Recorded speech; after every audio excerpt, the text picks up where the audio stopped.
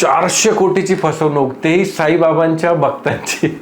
बरं मित्रो, हे फक्त भक्तच नव्हते तर साईबाबांचे कर्मचारी सुद्धा होते. पुढच्या 1 मिनिटात पूर्ण किस्सा नक्की ऐका, खूपच इंटरेस्टिंग आहे. देशभर प्रसिद्ध असलेलं आपलं शिर्डीच्या साईबाबाचं देवस्थान, तिथल्या कर्मचाऱ्यांची आणि आजूबाजूच्या नागरिकांची फक्त 27 वर्षाच्या मुलाने 400 कोटीची फसवणूक केली.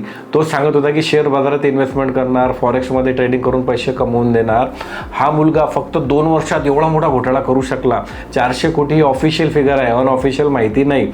हा मुलगा 5 लाखाच्या इन्व्हेस्टमेंटवरती महिन्याला 60,000 रुपये देत होता, म्हणजे ते 12% रिटर्न झाले. आम्ही म्युच्युअल फंडवाले वर्षाला 12% सांगून त्याची बी गॅरंटी वॉरंटी काही देत नाही. तर मित्र, मला सांगा की ह्या मुलाची चूक आहे की गुंतवणूक करणाऱ्यांची चूक आहे? कारण आपल्याला कळायला पाहिजे की महिन्याला 12% व्याज कोणी देऊ शकतोच कसा काय, कुठेही इन्व्हेस्टमेंट केली तरी.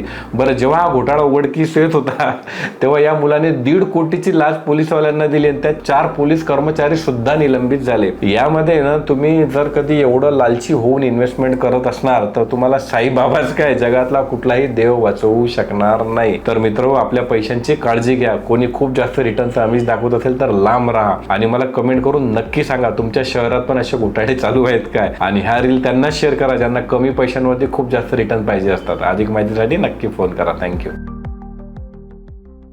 Mutual fund investments are subject to market risks. Read all scheme related documents carefully.